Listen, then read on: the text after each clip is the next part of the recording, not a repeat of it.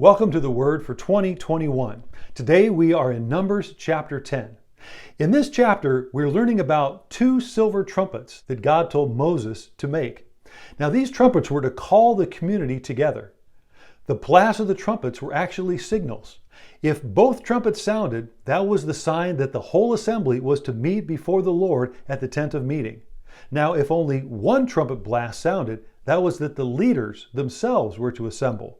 Later, a trumpet blast meant that the camp on the east side was to move out. If a second blast was given, then the south camps were to move out. If they were to be in battle, they were to listen for the sound of the trumpet blast to tell them what to do. The sound of the trumpets was also to be heard over their burnt offerings and fellowship offerings.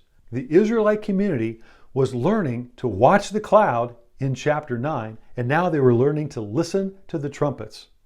The wilderness was a training ground for the nation of Israel. There in the wilderness, God was revealing himself to prepare his people for a greater purpose, for a greater journey with him. God often uses wilderness times in our lives to train us. I love what devotional writer Wendy Pope once wrote. She said, "In the wilderness, we often see God's miracles more clearly. We feel his presence more intensely. We can worship him more authentically, and we obey him more sincerely." She said, "Our time in the wilderness will serve us well if we let it.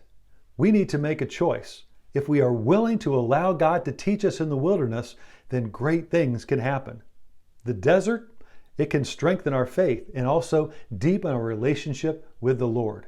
That's great advice from Wendy Pope. In chapter 9, the Israelites were learning to watch the cloud. In chapter 10, they were learning to listen to the trumpets.